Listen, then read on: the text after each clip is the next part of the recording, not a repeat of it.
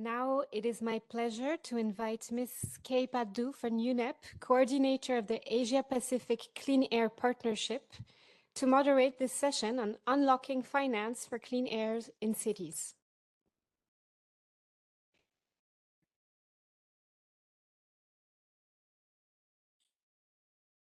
Thank you. Thanks, Aurelia. Good afternoon, everyone. I hope you had a good lunch. My name is Kay Patu from UNEP, and I'll be facilitating this session on unlocking finance for clean air in cities. Now, we know that global environment challenges are affecting our cities. Unplanned and unmanaged urbanization, the rising demand for resources, energy, and mobility, these all contribute to the triple planetary crisis of biodiversity loss, pollution, and climate change. The impacts of these crises are magnified in cities where more than half of the world's population lives. Air pollution is one of the largest environmental health risks in cities and must be addressed at all levels. Cities play a crucial role in this effort as they are the basic unit for addressing air pollution issues. Unfortunately, clean air interventions do not receive adequate funding, which has limited their impact. Financing is a critical element in air quality management and will be necessary for us to be able to move the needle in the fight to beat air pollution.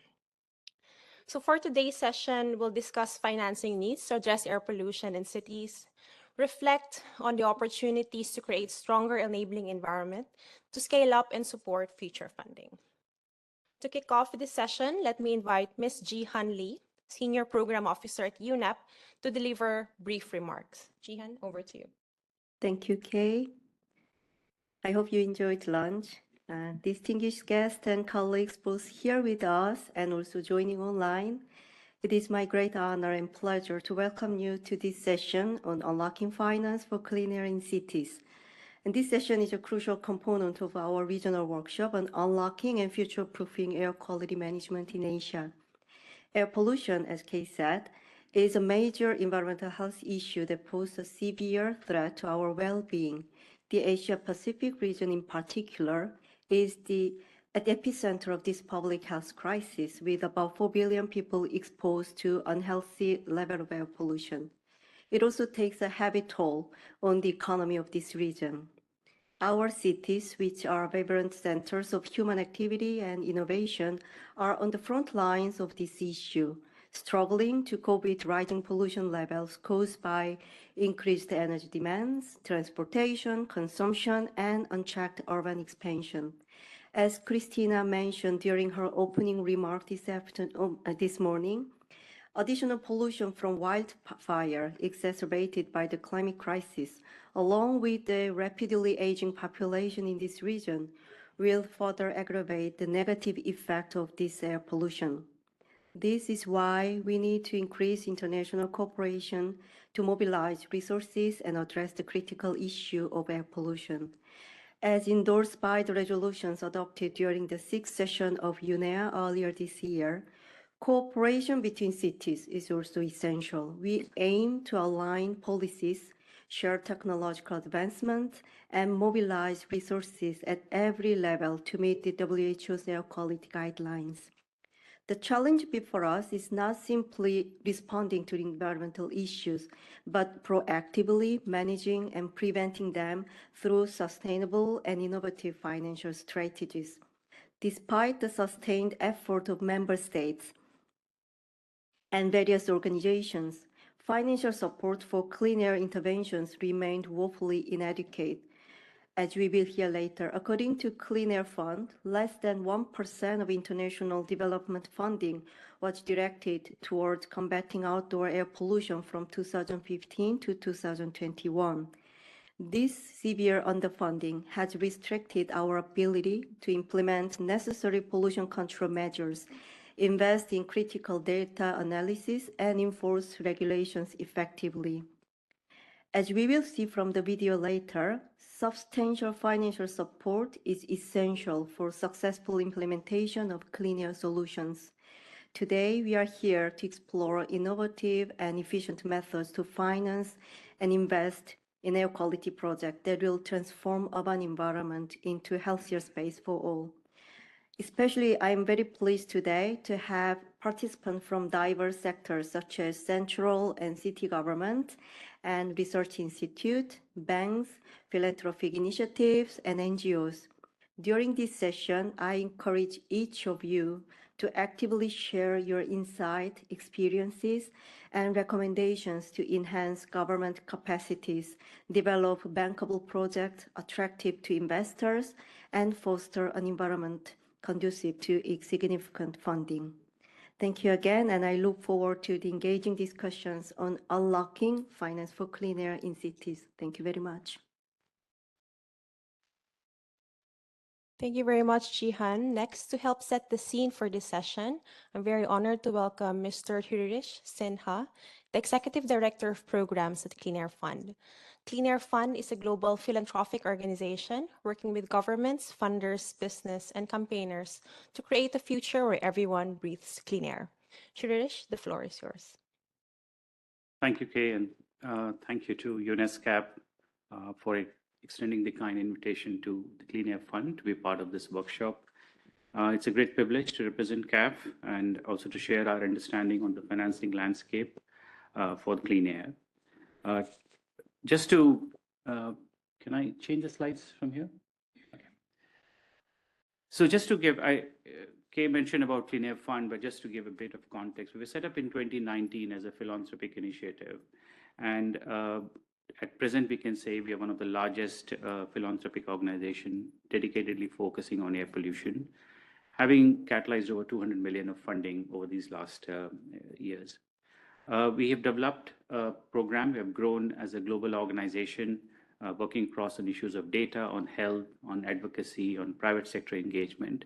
But at the same time, we have also deepened our work through our 6 in-country and regional programs across Africa, Asia, and Europe, working in United Kingdom, working with EU, working in Poland, in Ghana, in South Africa, as well as India.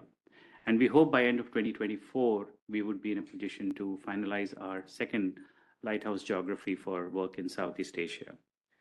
We also do direct delivery of programs. So there are 2 important initiatives that we have started. One is called Breathe Cities, which works across 14 cities right now, including 2 in Asia, Jakarta and Bangkok, and which is just about to start both these cities. And an initiative called Super Pollutants, working on especially on black carbon and ozone as part of a joint initiative. So as you see, there are 3 key focus areas for us, which is on data, on demand, as well as on drive, that essentially allows us to focus on it. We have spent time this morning looking at the understanding, so I'm not going to spend time just to set the context. We understand the challenge that we are working with, and our previous speakers have talked, so just moving on. So what I'm going to do today is to give some findings of the State of Global Air Quality Funding Report that's been twice quoted. You just quoted about the 1% funding. This morning, Andre also talked about the finding of this report. So we have been doing this analysis for the last 5 years, essentially to bring out what is the level of international development funding that is going towards air quality, especially outdoor air quality. So we're not looking at the indoor air quality as part of this work, but essentially really looking at the tackling outdoor air pollution. So this report of 2023, which is the most recent report, and we are now in the process of working the 24. This was done in collaboration with the Climate Policy Initiative, and it lays out what is the current landscape and also looks at what are the new set of financing instruments that we need to explore, and which is something I want to lead this presentation with, so that the panel that is coming afterward could deliberate further on this. So essentially looking at what are the gaps, what are the opportunities, and what are the different set of financial instruments that we could essentially explore. Now, we heard this number, 1% is about 0.7, so just about less than a percentage that is essentially going toward from the international funding. And that's what this data essentially comes from, what you see and what everybody has been talking about. While there have been about 17.3 billion of international development funding that is going towards air pollution, just represents about 1% of the total funding.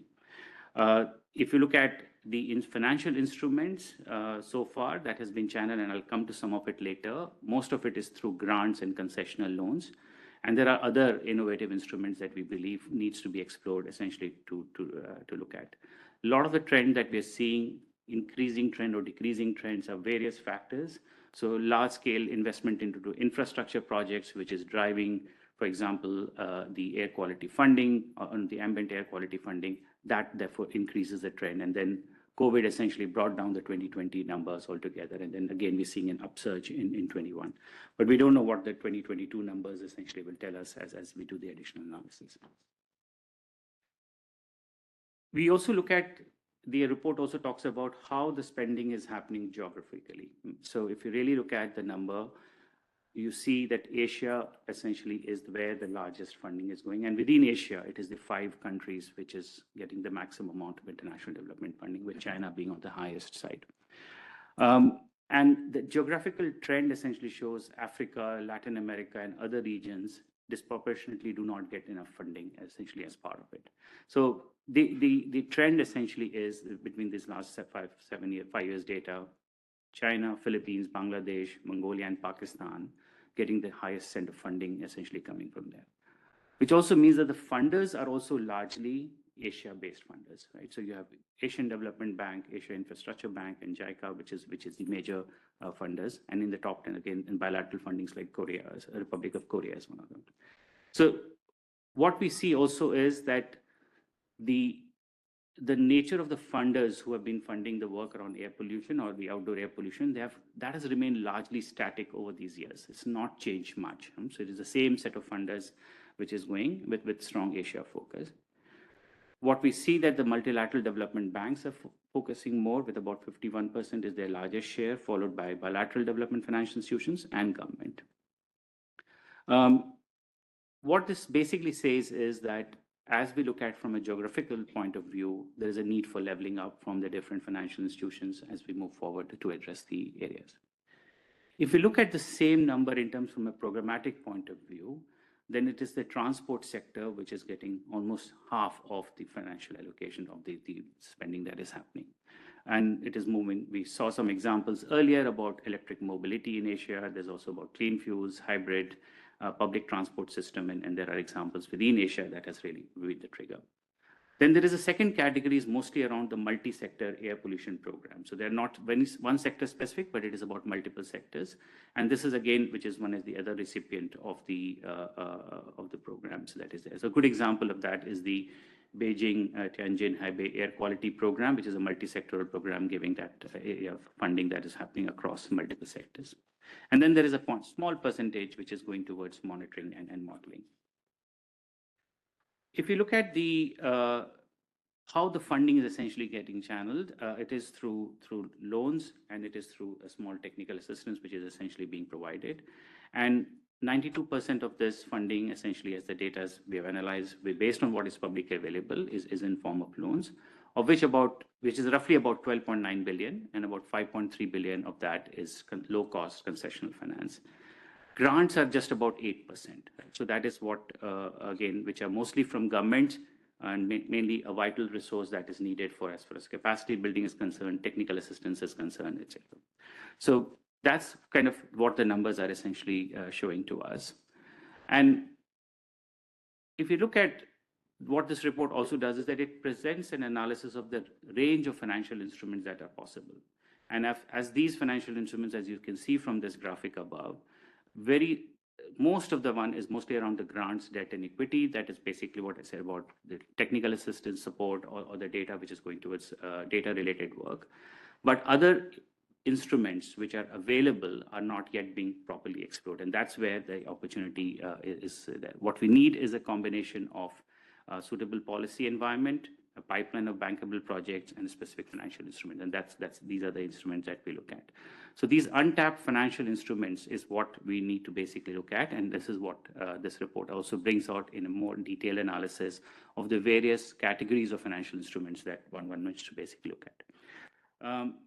If we are able to unlock and work on some of these untapped financial instruments, that will also mean that we are in a position to unlock some of the additional public resources that can therefore be used for work around monitoring, work around infrastructure that is required for pollution control programs. So broadly, what this report does, and I'll share the link of the report in my last slide, which will allow you to have a look at it and look at it. So we have basically categorized this into 5 different groups of the first one is something that we talked about, is largely which is essentially being used.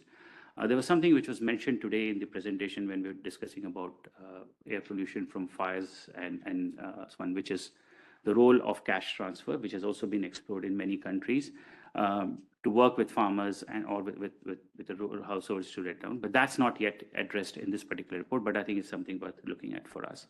So grants, a combination of concessional loans is what comes under the first category.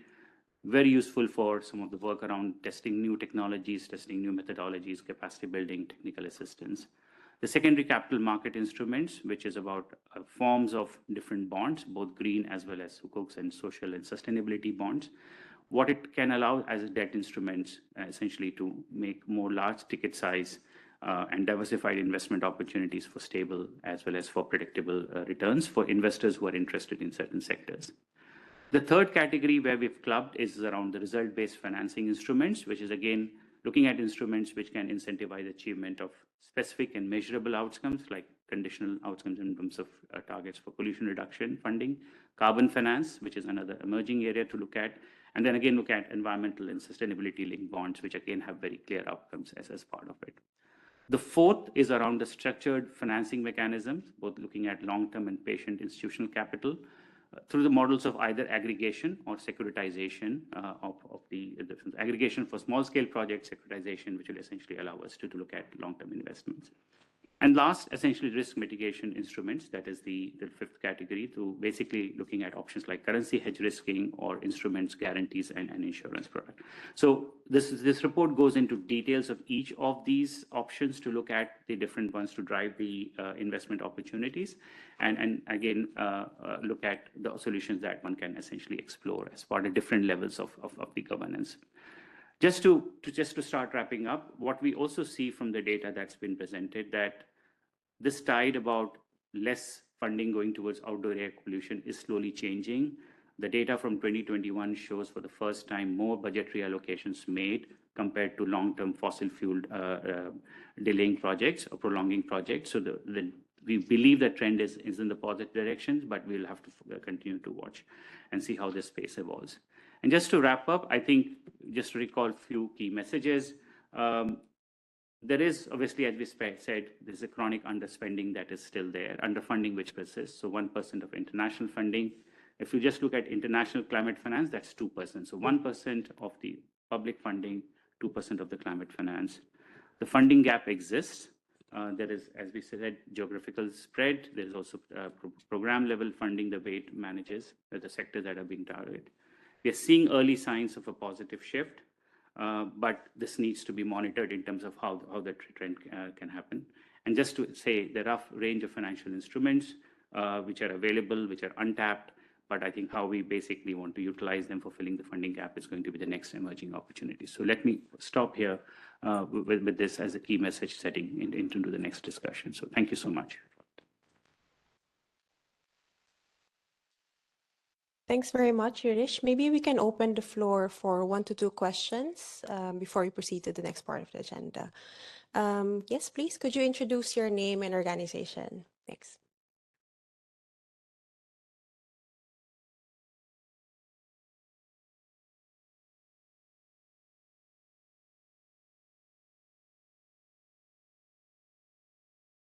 Yeah, hello, my name is Kesav. I'm from Nepal. Today I'm representing constituency CYMG from UNEP. My question is to Mr. Sinha. You mentioned that less than 1% funding is allocated for combating outdoor air pollution. For me, I find difficulty to separate, like, is investment in renewables also considered a part of combating outdoor air pollution or not? Because we are not burning fossil fuel anymore. So what really separates like funding for energy transition and funding for outdoor air pollution? Thank you. Can maybe collect maybe a couple more questions just in case there are any questions before Shirish can respond? Okay, I don't see any hands. So I think Shirish, if you're ready. Thanks, Keshav, for the question. So no, I don't think we are separating them. So multi-sectoral, the second point that I made about energy transition, that includes renewable energy, etc. So all that which is going for outdoor air pollution reduction is part of that analysis that is being considered. So all of that only accounts for 0.7%. That's correct, yeah. Okay. That's the trend. That is based on the publicly available data for those 5 years. That's what the trend is. Thank you. Thank you. Any other questions? I think we'll have more time for discussion later, but thank you very much for the very interesting presentation. One of the success stories that we have seen in the region in terms of improvement of urban air quality is in the Seoul metropolitan region in Korea. Last year, UNEP published a report that found that in 2005, the levels of fine particulate matter far exceeded the national standards and the WHO air quality guidelines. But since 2020, these numbers have actually gone down significantly. We're hoping to show you a short video to find out the recipe for clean air in Seoul metropolitan region.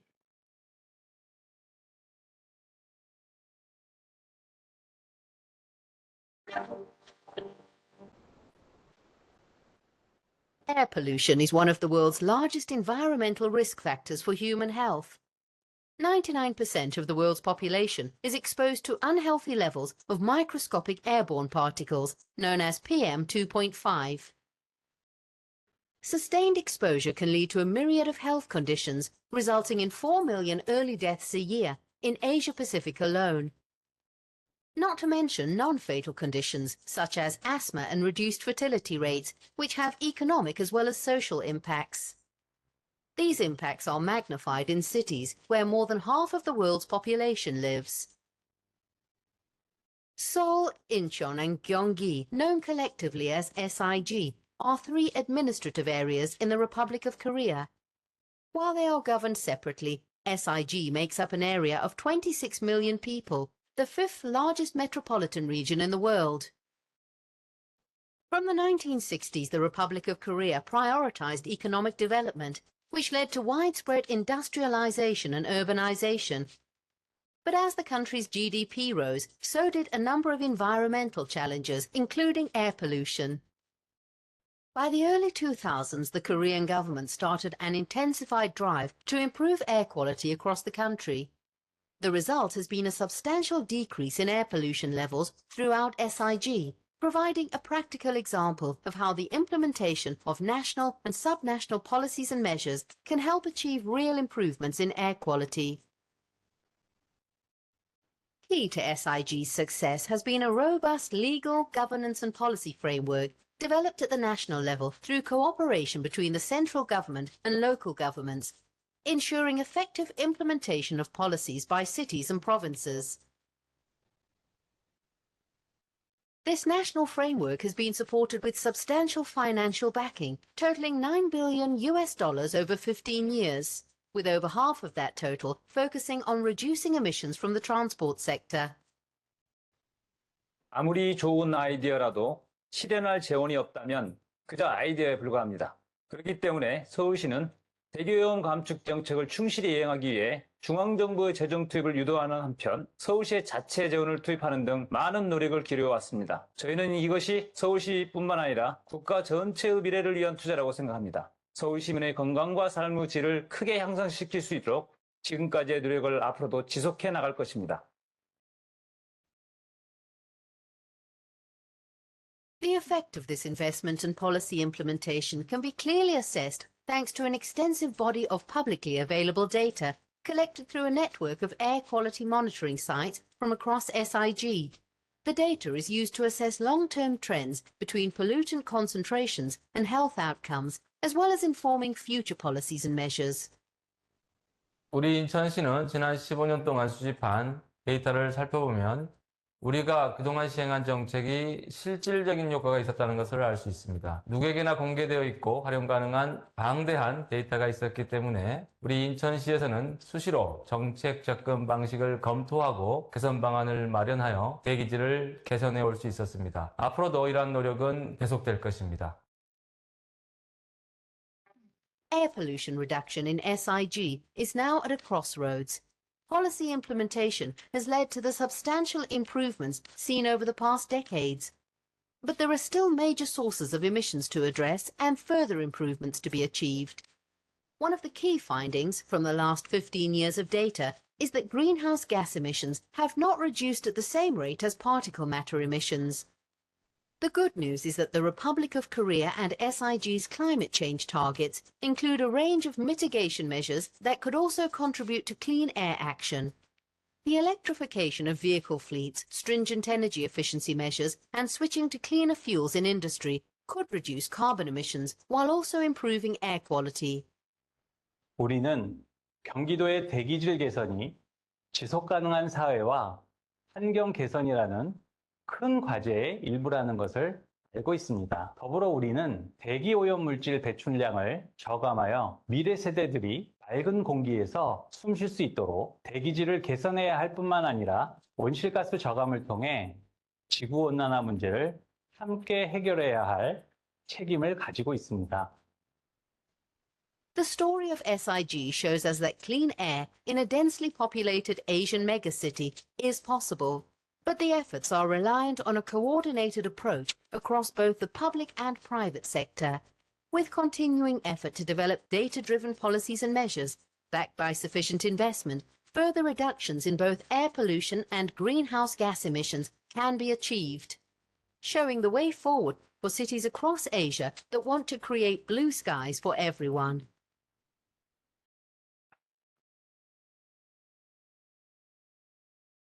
Thank you. We have copies of the report that goes in more detail about the assessment work that was done for SIG. If you're interested, available outside. Let's now move on to our panel. I'd like to invite Shirish if you can stay in the rostrum, and we'll also invite our other panelists to please take your seat. And Jihyun, maybe you can. Thank you. Okay, let's welcome our esteemed panelists as they join us on stage. We have Ms. Hyun Lee, the Director for International Development Cooperation Division from the Ministry of Environment from the Republic of Korea. We also have Ms. Yumi Yasuda,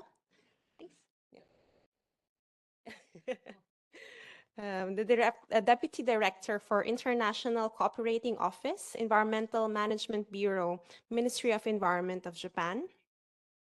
We have Ms. Selenge Badrakh, Advisor for the Deputy Governor in charge of Social Policy, Green Development, Air and Environmental Pollution from Ulaanbaatar City of Mongolia. Dr. In-Chang Hwang, Research Fellow from the Seoul Institute. We also are pleased to have Mr. Daniel Mira Salama, Lead Environmental Specialist from the World Bank. And finally, we have Mr. Shailesh Vickram Singh, who's the Director and Trustee at the Massive Earth Foundation. Thank you very much for joining us today. I'm very pleased to have this opportunity to discuss with you all.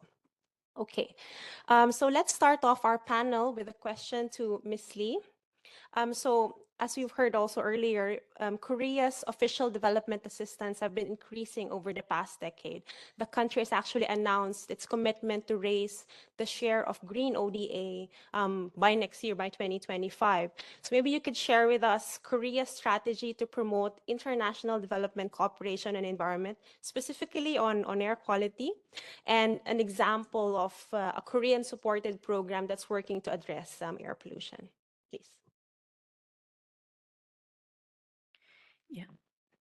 Thank you. Thank you. I am Hyun Lee, as mentioned, and I'm in charge of the overall international development cooperation, including the ODA project and ITMA project, also the cooperation with multilateral development banks too.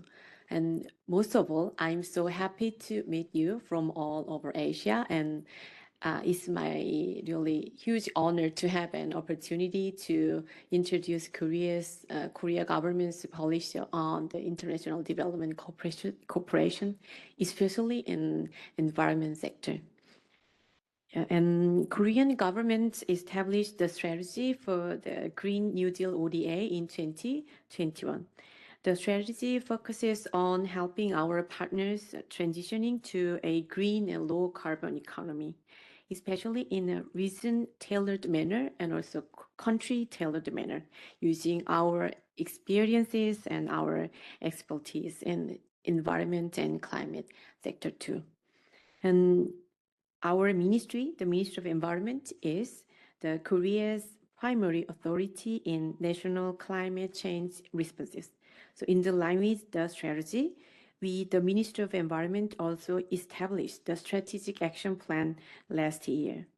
And also we are managing green ODA projects in the area of water and waste and air and renewable energy, etc. When it comes to the air sector, we are promoting a number of ODA projects to improve air quality and to enhance relevant capacities. With our affiliated organization, KECO. KECO is the Korea's Public Environmental Service Agency. And aiming at efficient development and implementation and also management of all development cooperation projects, we launched the Green Transition Initiative. We call it the GTI in last year, March. This is a global partnership platform to seek a joint effort to address climate crisis and also every other environmental issues as developing green infrastructures and communicating our policies and capacity buildings too. Currently, the GTI has total 14 countries and organization memberships. The Korean government will share our experiences and expertise with members and partners through the GTI.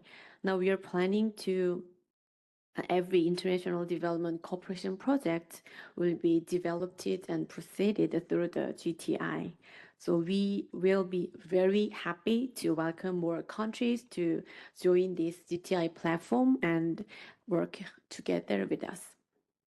And now let me tell you about air quality management policies. Korea's ambient air quality is actually affected by both domestic and foreign pollution resources, with the background of our rapid industrial development and urbanization history, as you saw from the video, and as well as our geopolitical location. Until recently, the fine dust was one of the biggest concerns of Korean people. So we have taken drastic pollution reduction measures, and finally we could lower the PM 2.5 concentration by 30% for the last 7 years. And in terms of expanding results, by 2032, we will reduce the annual average PM 2.5 level concentration level to below 12 microgram per cubic meters. And to achieve it, we will come up with effective both regulation and support for domestic reduction, especially paying attention to high concentration emission to protect the public health. And also at the same time, we will strengthen cooperation with the East Asian neighboring to address regional air pollution. As you already know, air pollution has a transboundary nature, which requires close collaboration among neighboring countries. So Korea keeps working with international organizations such as UNEP and UNDP to find out the solutions for the problem of regional air pollution. Korean government in particular established Pandora Asia Network, which is a regional air cooperation network working with National Institute of Environment Research and KECO and etc. This PAN network is a project to installing remote ground observation stations with a device called Pandora that monitors air quality and also collect data from the environment satellite in Asian countries. So far, 10 centers with devices has been installed in 5 Asian countries, and we also have a plan to install 10 more centers in totally 13 Asian countries. Lastly, Korea government collaborated with ESCAP for the development and adaptation of the Asia Pacific Air Pollution Action Plan. This plan provides key elements to reduce air pollutants, such as strengthening air quality standards, sharing air pollution monitoring data, and operating capacity building programs. We will keep working together with countries and organizations to share our experiences and expertise in air environment. And we look forward to more partnering opportunities for clean air in Asian Pacific region. Thank you very much, Ms. Lee. I'm sure there will be a few questions also later. I would be interested to also understand, considering the different green ODA projects that Korea is developing, how we would also be able to, I think, quantify or at least strengthen, I think, the communication in terms of air quality benefits of sectoral type of interventions, right? So, for example, waste type of project ODA, potential air quality benefits of that as well. So that type of, I think, co-benefits recognition would be, I think, very important. And maybe we'll hear some questions later. Let's see. Let's move on to Ms. Yumi Yasuda. Ms. Yasuda, so what, from Clean Air Fund's presentation, I think we heard that climate finance is one large untapped source of funding that can help us in terms of delivering cleaner air in a healthier environment. We've heard about Japan's joint crediting mechanism as a system for Japan to cooperate with developing countries for reducing greenhouse gas emissions. But of course, we know that this could also lead to positive improvements in terms of air quality. So perhaps you could introduce to us this mechanism. How is Japan assisting partner countries, including cities, to formulate projects with air quality and climate co-benefits? And if you could also share us a specific example of a JCM project with air quality benefits. Yeah, okay. Thank you very much, Kay, and good afternoon, everybody.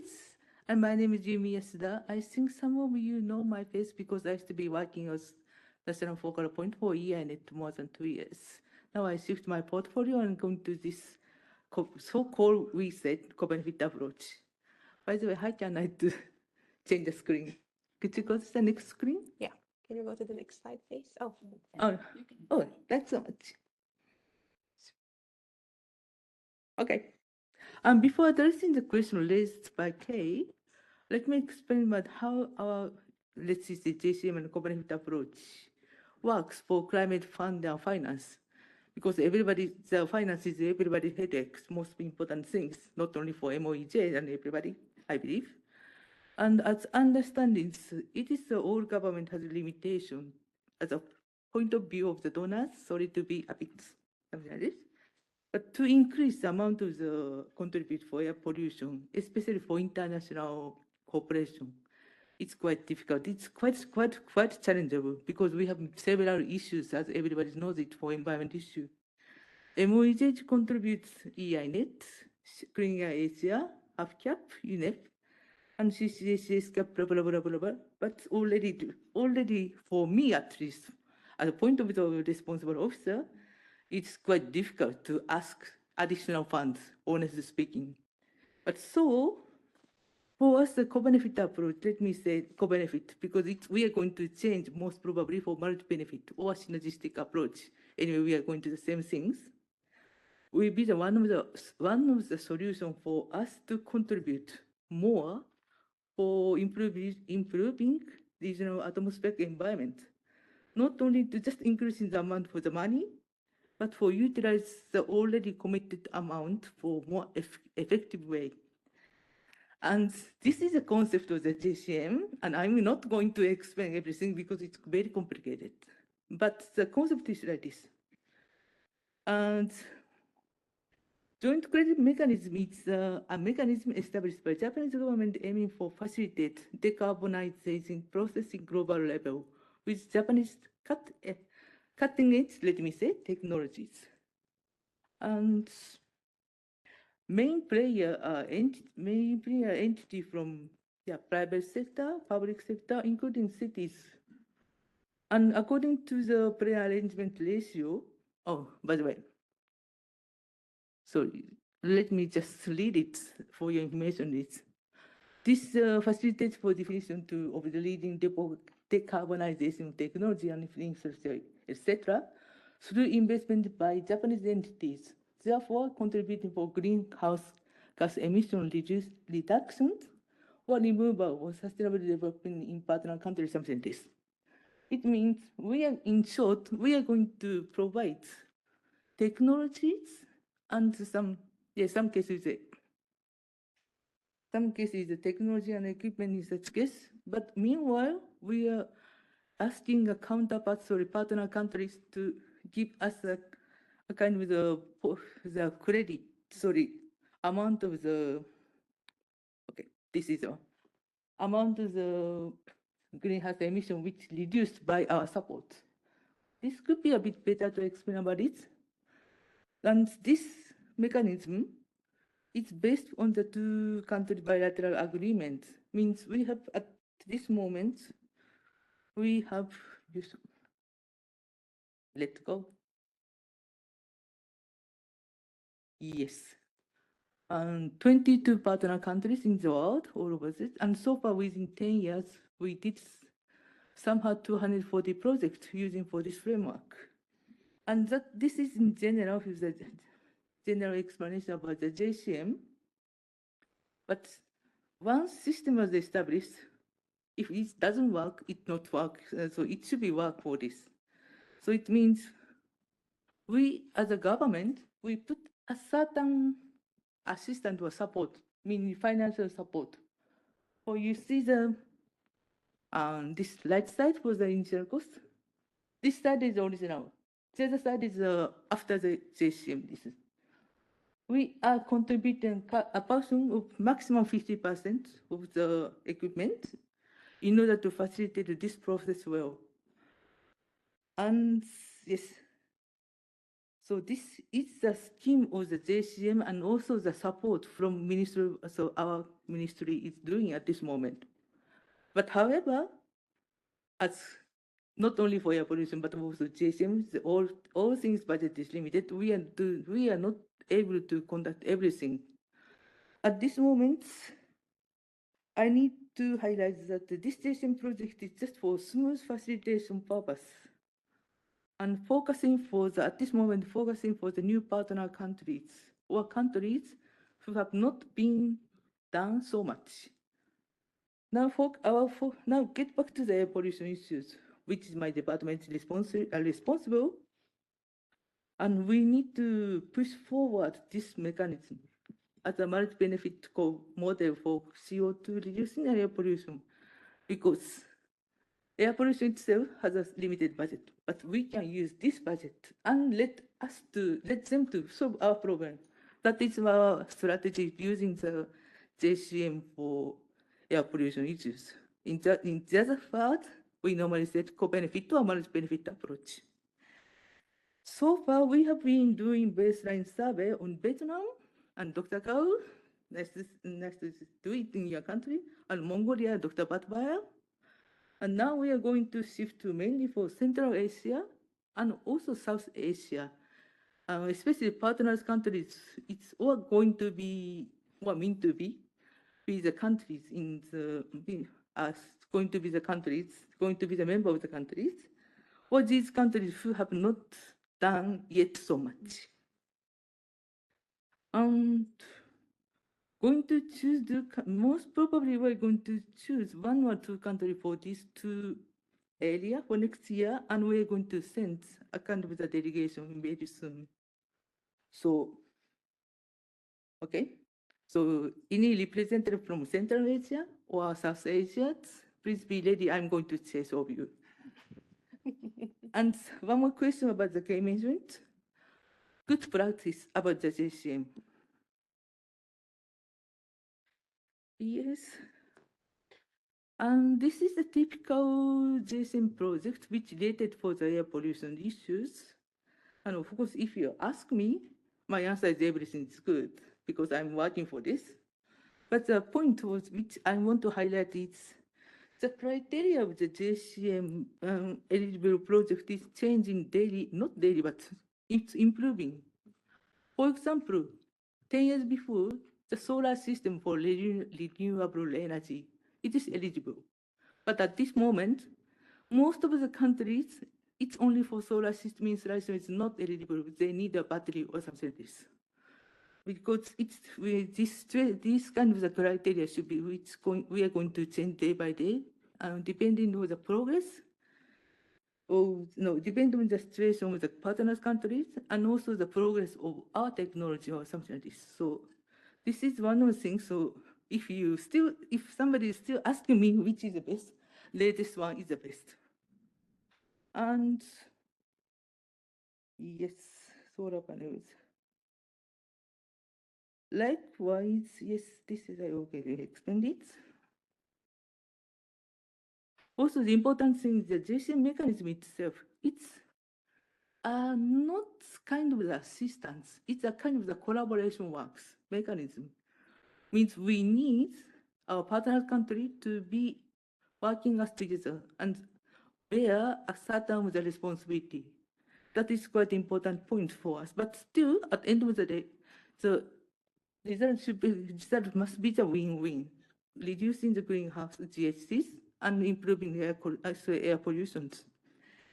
And again, partner countries, especially for Central Asia and South Asia, why not make this practice of JCM more useful way? And lastly, I just want to emphasize about one point. We, means Japan or any country, we cannot do by ourselves. We need your cooperation. So this is one that you have to utilize our input. Well, let me say financial issues. Let me stop here. Thank you. Thank you, Yasuda-san. I would also be, I think, very interested to hear how we could, considering the different, I think, financing opportunities that exist from the panelists here, and I'm sure are across the room as well, how could we better address this issue in a more, I think, efficient way, considering that many of us are already working on the same issues, possibly same countries, similar issues, similar topics, how we could focus on the gaps that exist and considering the barriers as well. There is a funding gap, but maybe there are other sources that we can actually engage with to be able to address this issue more effectively. Similarly, I think for the Korea's ODA, I think for Japan's JCM as well, it would be nice to be able to quantify or even just demonstrate the air quality benefits of the different successful JCM projects at the sectoral level to be able to showcase better the infrastructure type of interventions that we need to be able to deliver benefits for air quality at a local level. We have seen in the video earlier, it was mentioned that one of the cities in the region that have led efforts to reduce air pollution was Seoul metropolitan region that's comprised of Seoul, In-Chang, and Gyeonggi. We've seen also that there was substantial investment, and that has been very critical to their success. Between 2007 and 2020, the three local governments investment $9 billion on air quality management. Dr. Hwang, how is SIG financing its air quality management efforts? And if you could give us an example. And one other interesting finding actually within the assessment was that around $3.2 billion, or about 35% of the total investment between 2007 and 2020 was actually devoted to evidence generation and public communication, which we saw from Shirish's presentation earlier was very limited in terms of funding allocation. Why was it important for SIG to allocate sufficient funding for scientific assessments and public communication? Thank you, Kay. I'm In-Chang from the Seoul Institute. The Seoul Institute is a think tank of the Seoul Metropolitan Government. Together with Gyeonggi Research Institute and the In-Chang Institute and the SEI, we have participated in the UNEP project, which was presented in the previous video. And I'm very thank you for inviting me to this important workshop. As mentioned by the K, SIG has financed a lot of money for air quality management scheme during the last 15 years. SIG Seoul In-Chang Gyeonggi area has financed its air quality management initiative through national government subsidies and its own budget. From 2007 and 2020, about 9 billion US dollar has been spent for the air quality management in SIG total. And from 2020 to 2024, the amount has increased. Total 6.1 billion US dollar has been spent for the air quality management. By annual basis, the total amount of spending increased 86% compared to the previous decade. But this is a substantial amount, but this is far lower than the social benefits of reducing air pollution in Korea itself. At the start of the initiative, the focus was on scientific research and public communications. And from the scientific research, we found that the most important sources of emissions in SIG region is the transport sector. So after 2010s, the focus shifted to the transportation sector. And in total, more than half of the funding has been allocated to the transportation sector. There are many initiatives in the transportation sector. The first one is the electrification of public transport like buses or taxis. And the second one is the retrofit all diesel vehicles and scrap-free programs. This initiative is accompanied by the LEG, low emission zone programs. And the third one is to give incentives for the purchase of electric vehicles or hydrogen vehicles for the general public. About 30% of the financial sources are from the national government as a subsidy, and the remaining 70% of the funding is financed by its own budget of the local government. And the funding is provided by the general accounts of this local government, which is provided by the tax revenues. So all budgeting and implementation must proceed according to laws and regulations. So in this regard, public awareness and scientific data is very important. Scientific data and public communications increased public awareness of how important of the impacts of air pollutions. And since 2010s, maybe or 2015s, there is a extreme event in Seoul, high episode of PM2.5 concentrations. That kind of events can be a catalyst for increasing demand for stringent climate and air pollution actions in Korea. So if there is a strong public support, like in Seoul, we can reap a very beneficial from the measures, because we don't have to spend much money for subsidizing emission polluters or other general public actions, because there's a strong support for the strong regulations and laws. And there are other reasons why scientific research and public communication is important. From the scientific research, we can accumulate data on emission sources and the socio-economic impacts of air pollutions. They can be utilized for designing an effective mitigation strategy and policy measures. And with the science-based data, there can be a community support for stringent regulations or laws, and people can change their behaviors because they agreed on the necessity of actions for reducing air pollutions. So I think this is a kind of example of virtuous cycle of policy interventions in the field of air pollutions. Thank you.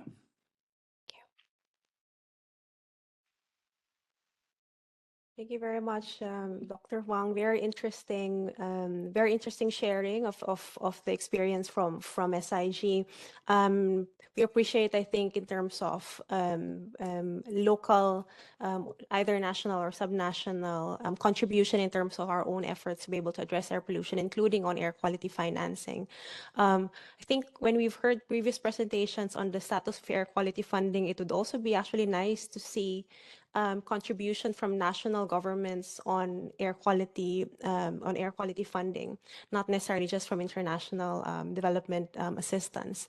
So hopefully that could be something that could also be looked at in the future iterations of the report, and even I would say as legislation was mentioned earlier, specific provisions for budget for air quality within air quality legislation would also be something I think that would be very interesting to see.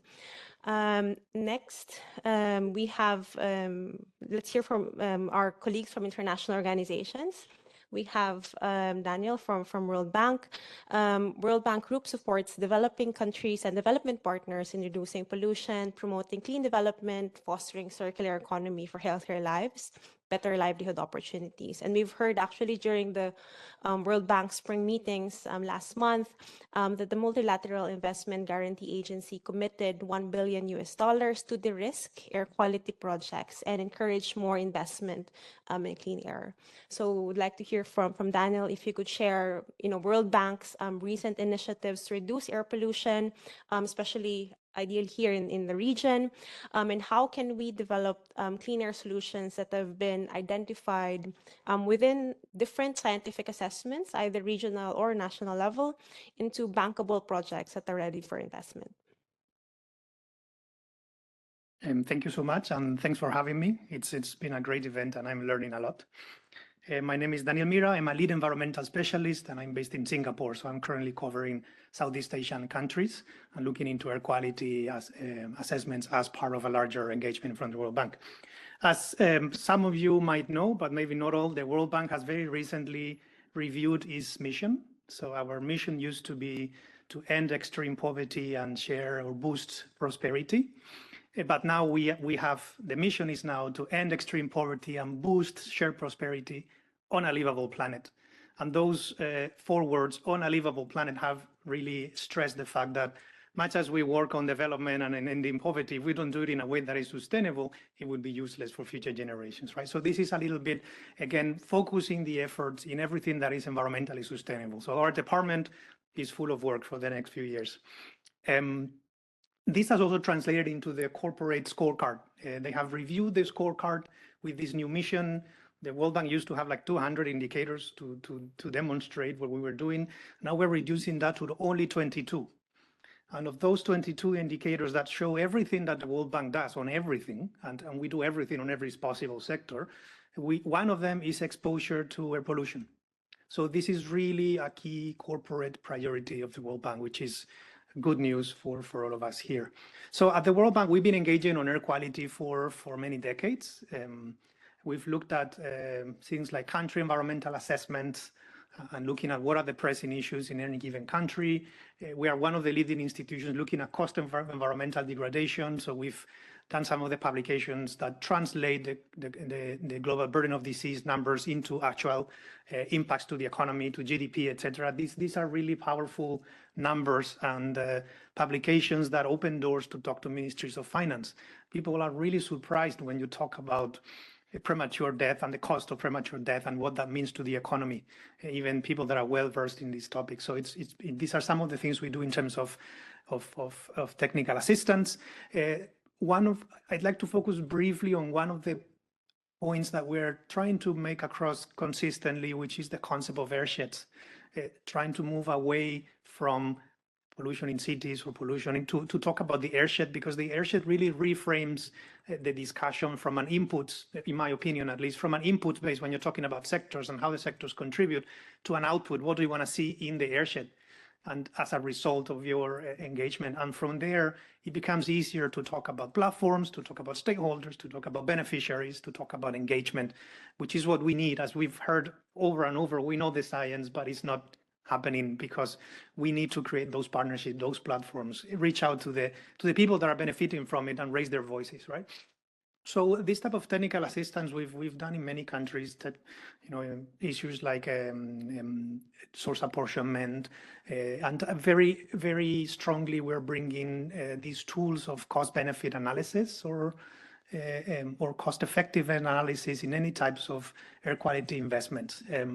Applying some of the best models, like the GAINS model, with working closely with the EASA, we've brought this type of knowledge to some of the South and Southeast Asian countries to look, for example, at whenever you have like a suite of actions that you could take to reduce air pollution, which ones are the most cost effective, where is the bang for the bucket, and which ones aren't. And these very frequently bring surprises, as we saw working with our Chinese partners. And this is one of the examples that then led to an investment operation.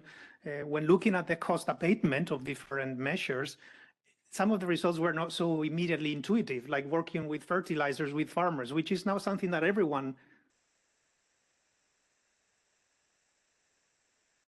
And so when you implement some of these cost-benefit analysis methodologies, you identify what are the entry points that really bring the fastest benefits. So that's something that, thanks to our environmental economists, and I'm not one of them, it's becoming easier to bring to the countries. And this leads then to a roadmap of investments in different sectors and to investments. So the bank has invested over $52 billion directly into air quality projects. It's arguable that we do a lot on renewable energy, sustainable transport. So these are all projects that up to date are not mapped or earmarked as an air quality project, but they have clear and strong benefits. One of the projects that was most successful overall was in China, was alluded to before. It was $1 billion projects in two different, what we call program for results projects, working with the Chinese government closely in the Jingjinji area, which was one of the most polluted areas back in 2014. And then that's when the Chinese government started the war for the blue skies and against pollution.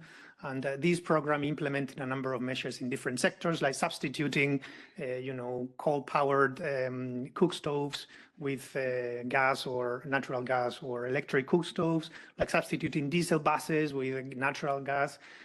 Very efficient measure, which was the creation of a centralized emissions monitoring system where all industries in the area had to connect to.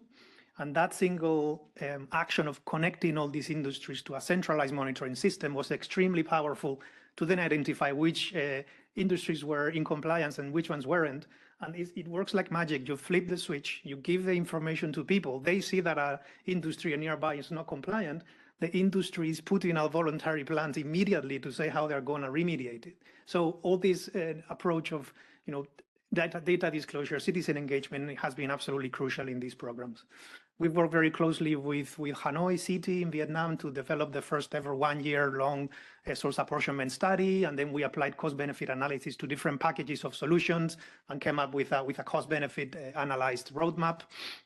And we have a large engagement also in South Asia. In the Gangetic Plains and the Himalayan foothills, we have programs with Pakistan, with Bangladesh, with India, with Nepal, and discussing this. We have an umbrella operation as well that looks at regional issues, and moving forward, we hope to see more countries joining. In Southeast Asia, after the engagement in China, after the engagement in Vietnam, we did some analytical work in Mongolia as well, related to what we just heard. We are in a little bit of a transition, looking at how we can continue to engage in this crucial topic. We are doing some small analytical work in some countries, in the Philippines, in Laos, in Cambodia, in Indonesia, especially trying to look at how to apply these cost-benefit analysis assessments that frequently are not mainstream into the creation of these plans, and what that leads us to. So I'm going to stop here. If you're interested in any of these topics or specific engagement, I will be more than pleased to talk to any of you. Thank you so much. Thanks so much, Daniel. Actually, we've seen, I think it would be interesting to actually see that type of approach of regionally coordinated actions and which ones would actually be more appropriate at the regional level, which ones are more appropriate at the national level. And to have that, I think, within different sub-regions in Asia Pacific would be very interesting. From UNEP, we've also been doing analysis on cost of inaction on air pollution from a few of these Southeast Asian countries. And it's very interesting to see how this, I think, discussion on costing and if you don't do anything, this will be the cost to your economy is very powerful in terms of engagement with the right sectors. And then finally, maybe it would also be interesting to see how we could also engage with ministries of finance, which of course from World Bank you're more engaged with. From us, from UNEP specifically, we work directly, of course, with ministries of environment, but I think we need to engage with other stakeholders, as has been said also in earlier discussions, to be able to make sure that we are able to really increase this investment that we need for air quality. Our next panelist, Shailesh, we've been working with Massive Earth Foundation in implementing the Low Carbon Earth Accelerator Program, which will be launched later this afternoon. This aims to support green startup founders in the region to build their capacities through an online bootcamp and to facilitate access to financing through an investors forum. So we're actually very excited for the 2024 cohort of the Low Carbon Earth Accelerator. Air quality will be included as one of the criteria for selection of the green startups.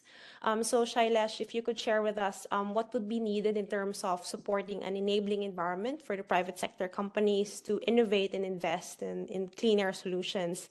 And of course, you are an angel investor that's focusing on startups addressing pollution. How can we develop clean air solutions that are attractive for investors? Thanks, Kate. Thanks for having me here, and thanks for all for listening to us post lunch. So I'm Shailesh here. So I think when we talk about the private investments, I think I will step back and look at I will put into three silos. I think the solutions which scale, solutions which do not scale, and solutions which do not exist. I think solution which is scale, private sector is all on that. If you look at the mobility investments happening in China and India, it's growing, right? It doesn't need any push, it doesn't need any intervention, it doesn't need any grant. So it is growing, and I think that is being sorted out. So private sector, when they see an opportunity to make money, do things efficiently, they do that and they move on. The challenge is the solutions which do not scale, like say on the city heat islands or what you call urban transportation issues. So I think those areas has to be done by the grants or the governments or NGOs. But the third part of the equation, which is the solutions which do not exist, like which are still in the realm of availability, right? How do we that cooling at a much tenth of the cost, or how do we make much more efficient and greener buildings? I think the question of R&D comes in there, and the idea is how do we enable the R&D or what we call innovation platform. The history has shown us that the solutions always come from not from the incumbents, it always comes from the outside. Like look at the artificial intelligence, it has come from OpenAI, not from IBM. Right, look at the cloud computing, it came from Amazon, it doesn't come from a rack stack. So every industry gets disrupted by the new incumbents. So the idea is for the governments to think how we can enable innovation in a new companies. How do we create the incumbent, the large private sectors to fund innovation without giving grants, right? So we don't want governments to give money, but how do we enable or foster the innovation environment, by enabling R&D and research in the what you call startup or innovation platforms? And can we do it by the tax rewriting the tax code or giving fiscal incentives? But it has to come, the whole R&D has to come what you call a new organization. What can be done there? So there are accelerators there are VC funds there. But I think a lot of things is around the building the grant kind of scenarios, because every investor is looking to invest in technologies, but they want what you call how to handle the risk. And that risk has to be taken by what you call by the R&D kind of money, which generally the private sector cannot give, the government cannot give. But if you can create some kind of a framework which enable this kind of grants, which can enable this kind of what you call research money, which basically in US like DARPA does. So some kind of thing can enable those kind of transitions. So I think this is what is needed to create a blended finance environment, where the blending is not debt, but more of what you call equity as well as the grants. Because I think the moment you put debt in the game, especially when the solutions are not yet established, not yet market, it is recipe for disaster, because nobody can build a innovation by paying monthly EMIs, right? So you cannot innovate. For innovation, it's very different that there has to be capital which can be written off. So that is the fundamental truth about the equity and the thing. So I think this is the framework we need.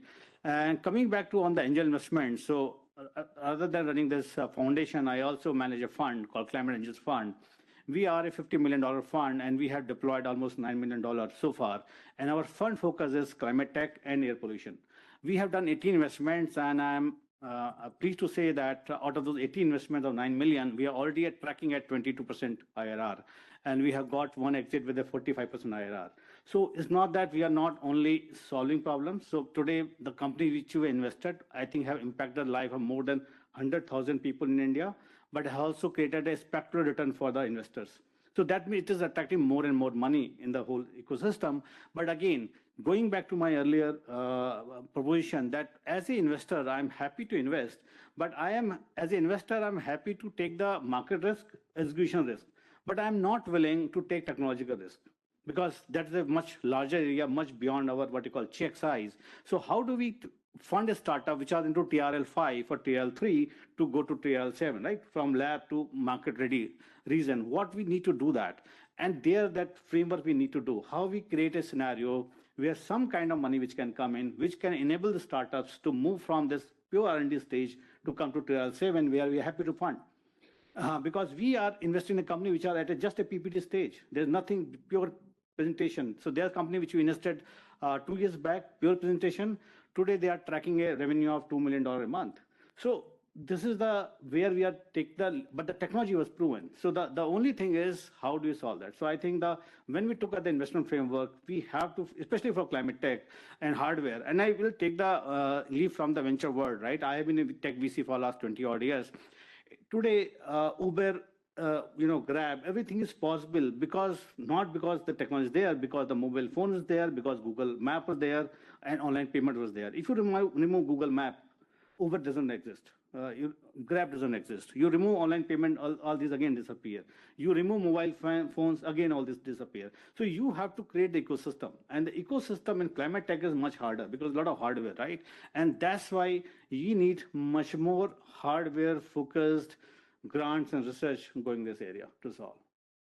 Yeah, I think that is my 2 cents.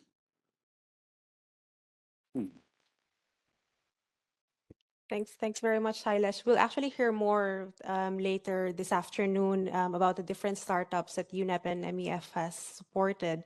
And we're hoping to be able to support more in terms of green startups, especially here in our region. So we're good on time, and we have some opportunity in case there's any questions from participants for any of our panelists. Or if you would also like to share your own views in terms of how we would be able to address this issue. Sangmin, I see you looking at me, so maybe you want to kick off. Eye contact. It's not directly related to financing per se, but Daniel, you mentioned about the World Bank's work now incorporating air quality, air pollution as a key indicator across all the sectoral project. And then you mentioned this airshed.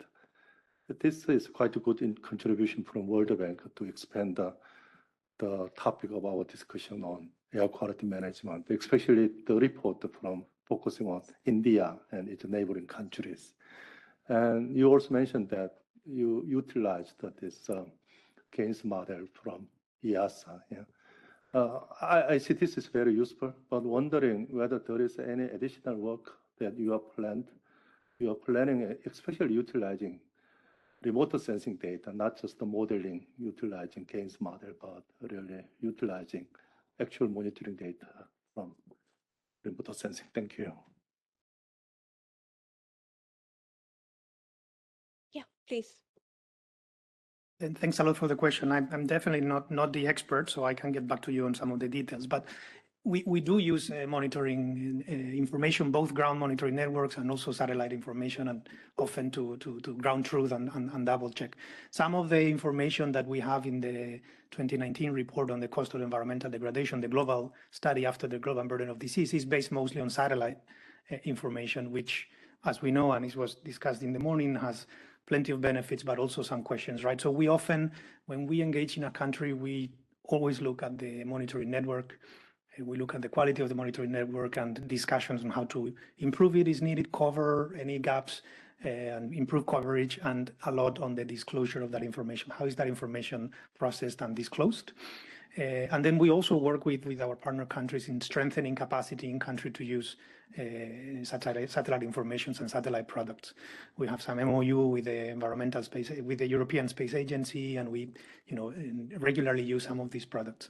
In terms of next assessments in the Southeast Asia region, as I mentioned, we are starting something small with Philippines, Indonesia, Laos, Cambodia, and see where that leads us. Is still a bit early stage. At the moment, we have just some small funding to start the dialogue and see where that leads us. We also want to look at the regional transboundary elements of it, and and we've been discussing with ASEAN Secretariat as well, to see if there are any entry points for reviewing and strengthening some of the regional work that they are doing. But it's still at the early stage in this part of the world, I would say. Thanks, Daniel. Any other question? Dr. Kao? Thank you. I have a question to the presentation from Yasuda-san from MOEJ. First, thank you very much for the update about the JCM program. We know that as the developing countries, the JCM is like a bilateral collaboration between the Japanese government and the receiving country's government. And in Vietnam, I think we have benefited from some studies, not only on environmental issue, but on climate change mitigation as well, like the waste to energy project. So my question is that, does MOEJ has any like a tangible or specific program for the promotion of JCM in Vietnam and other ASEAN countries? Thank you. For other sectors also. Thank you very much, Dr. Kao. This is what I'm afraid, the question from you. Okay, answering your questions.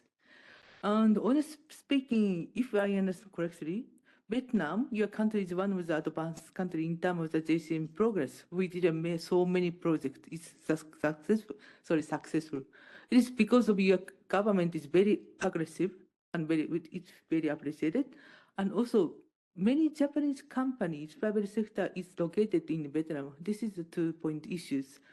And of course, we are ready to work together as long as any good project is working for.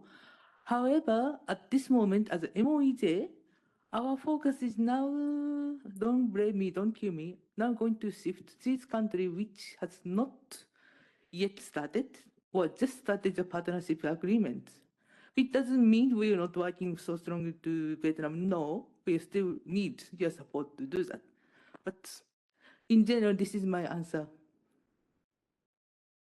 And then maybe what we can also try to do is actually to look at the different maybe priority countries of different funding opportunities, so that we can kind of direct interested partners within the national governments on the more appropriate funding opportunity or funding grants that are available, and also depending on the type of the intervention that you would also be interested to apply. I think that type of information would be useful, I hope, for us that are working within this space. We also have one request from the floor that has been pre-requested.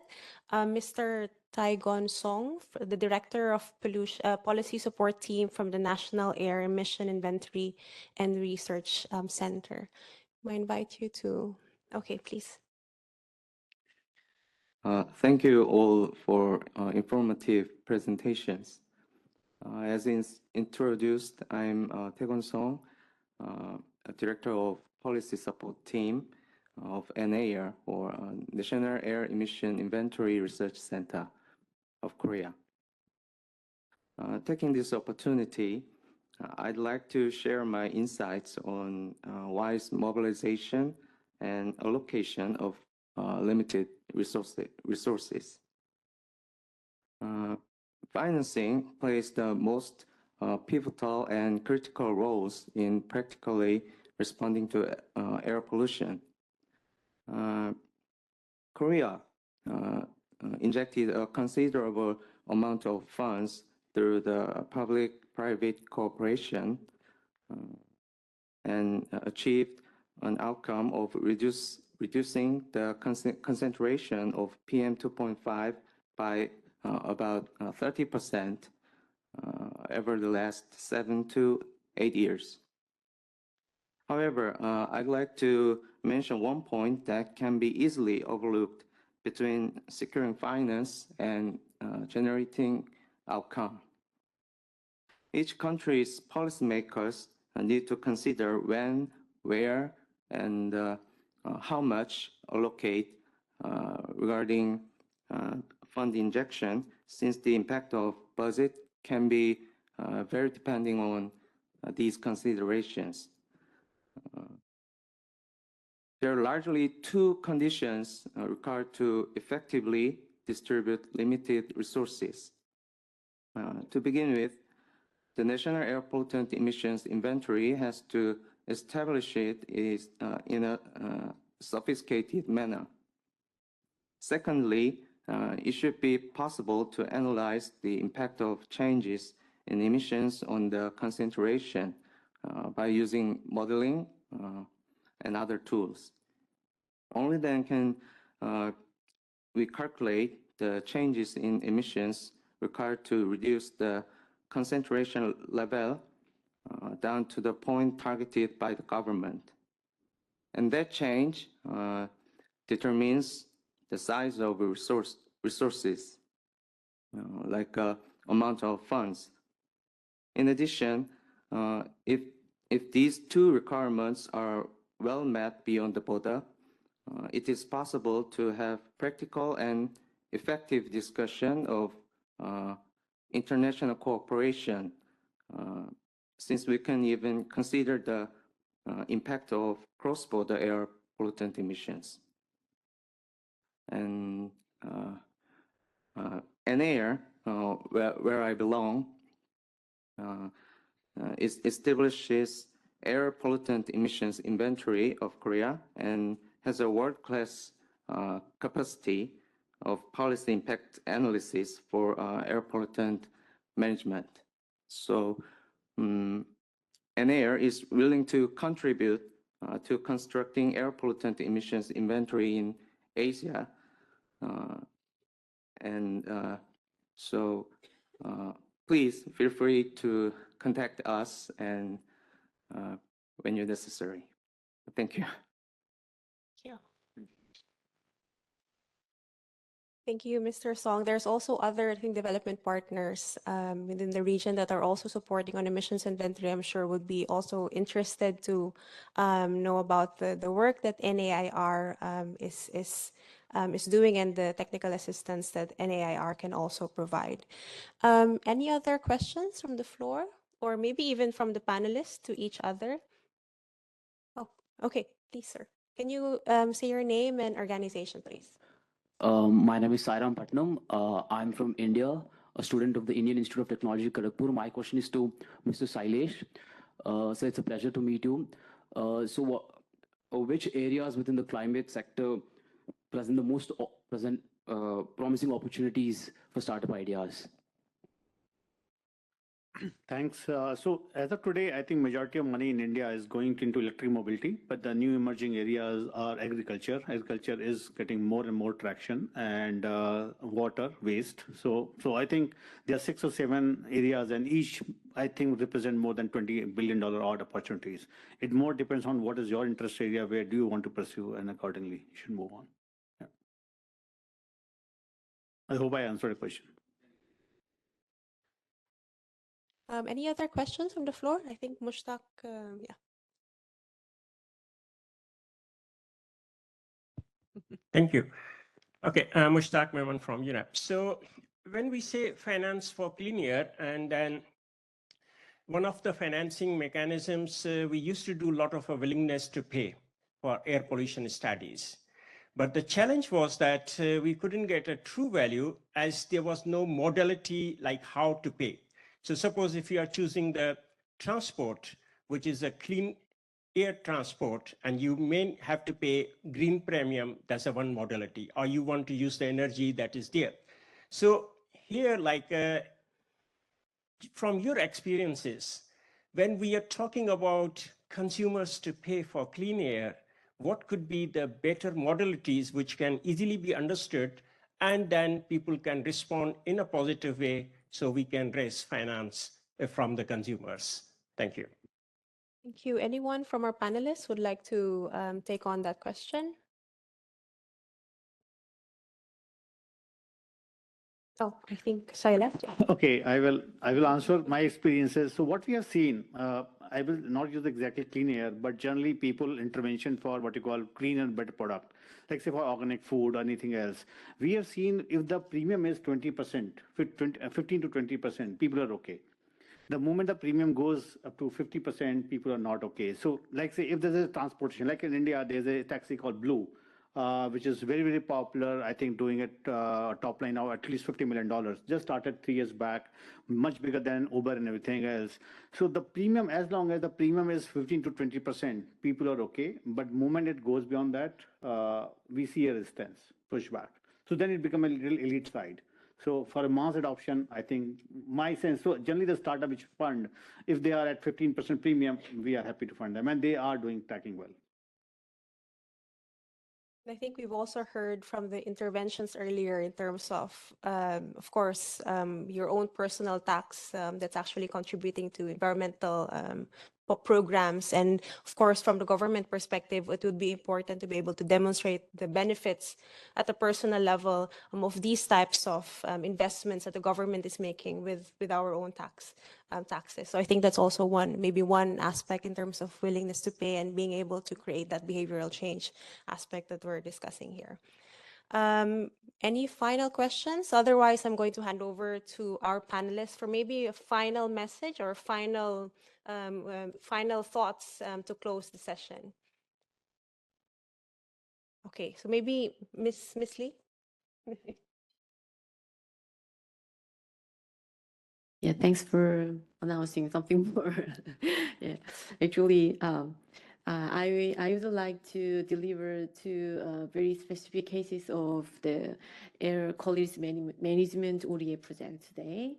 And the first is we worked with Mongolian government to establish a master plan to improve air quality in Ulaanbaatar city in 2021. And as the follow-up after finishing this project, in the line with the master plan, we are now working in 21 provinces of Mongolia to build an ICT. Project is to install air quality monitoring device and to develop data quality control system while offering technical advice and capacity building opportunities.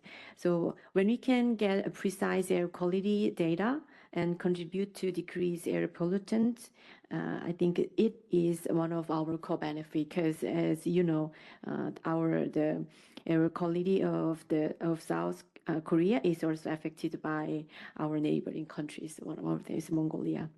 And the other project is with Indonesia.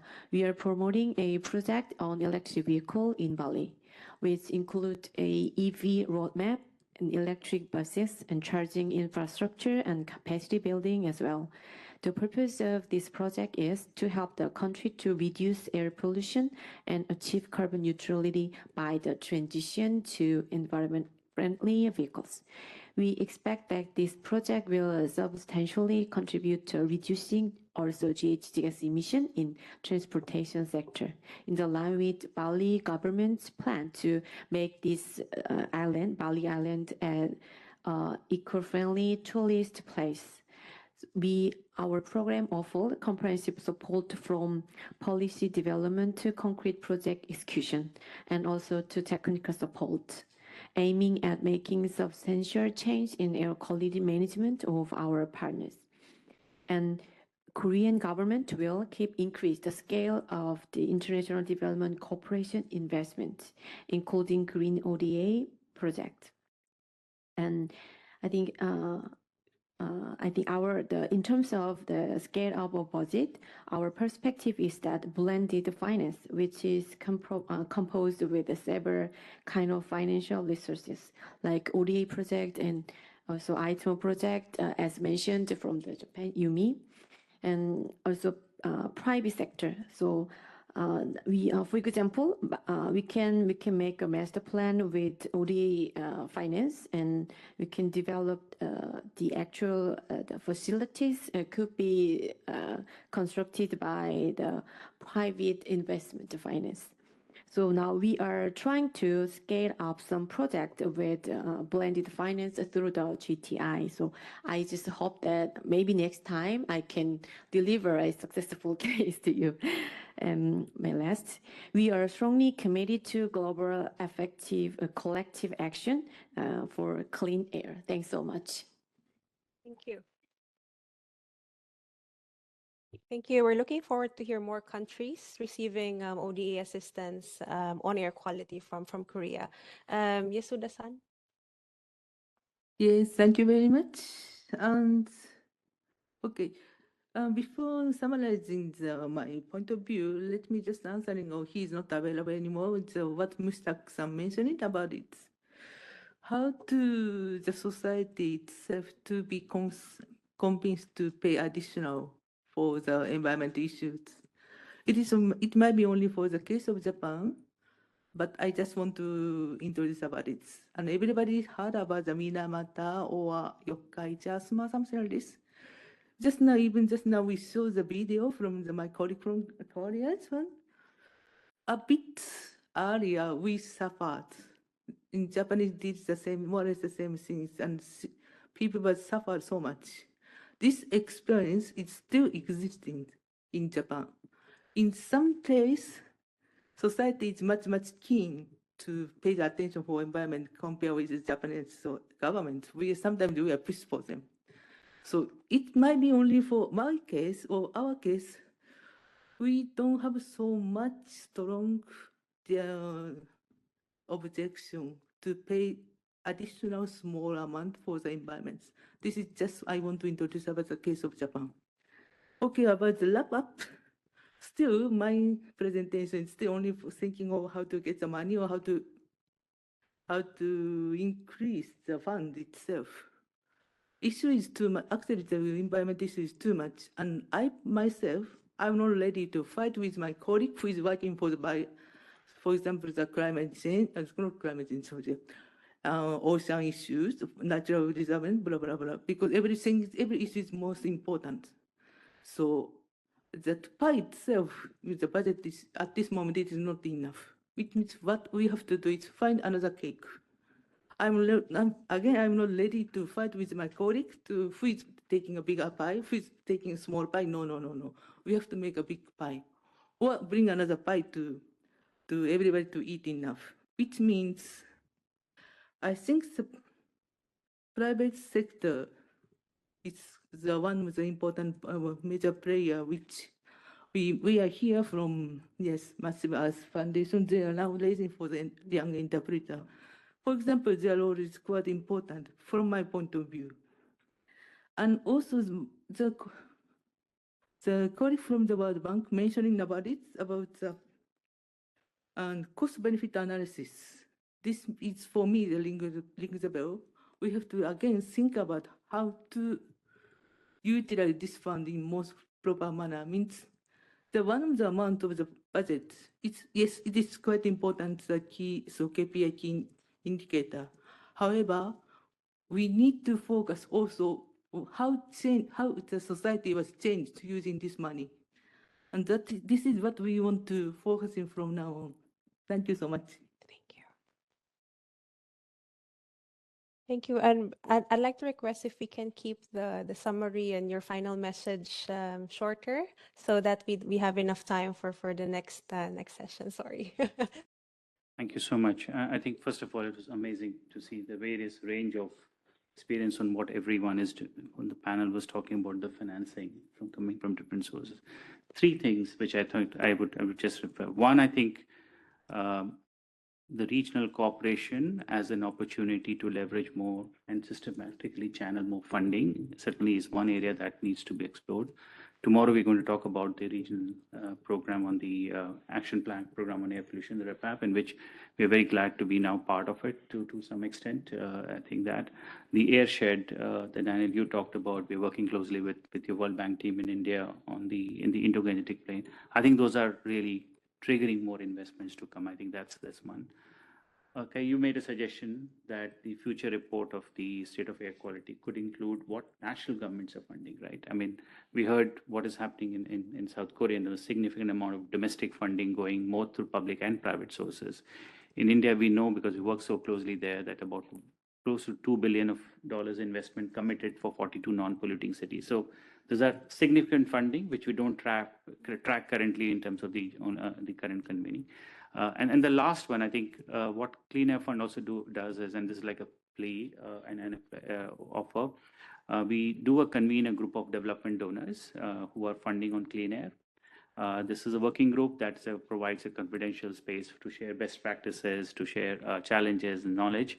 So we would like to invite any donors who are in the room to become part of the working group, and happy to share more information about that. So those are three things for me. Thanks very much, Shirish. Dr. Hwang? Yeah, thank you. Regarding the last question from the floor on transportation sector and WTPs, I suggest that we need to reform vehicle tax system from the vehicle size-based tax to the mileage-based tax or emission-based tax. That can be beneficial for raising funds for the other measures, and it is also in line with polluter-pay principles. So I think that can be ideal, but it is executed, it is implemented in Europe. So we can apply if there is a strong desire for tackling air pollutions in Asia also. Thank you. Thank you for that recommendation, Daniel. So cost of inaction, we know the causes, we know the science, we are not seeing enough action. A few weeks ago, I had the privilege of attending a workshop in China, where we listened to the Chinese experience in the Jinjinji area and beyond.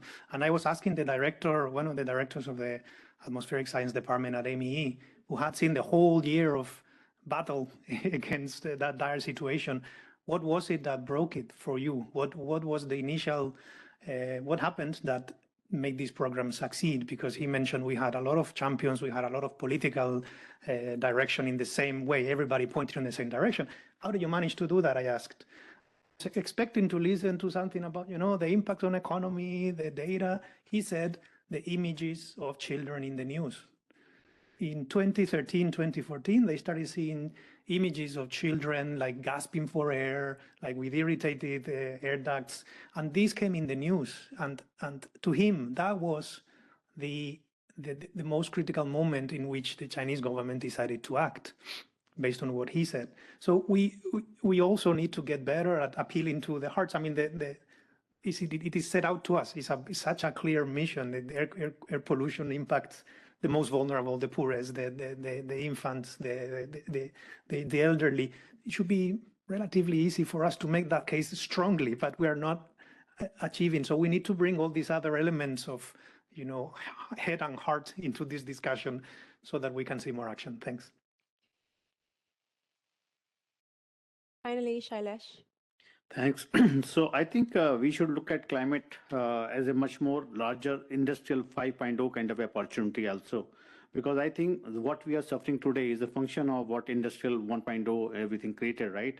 So we basically cause pollution through our transportation, through our food, through our housing, and I think those times they were produced with the world where there were no constraints. No constraint of resources, no constraint of air, anything else. And today we have so many constraints. So idea is to build technologies which solve this. So I call it like say industrial 5.0.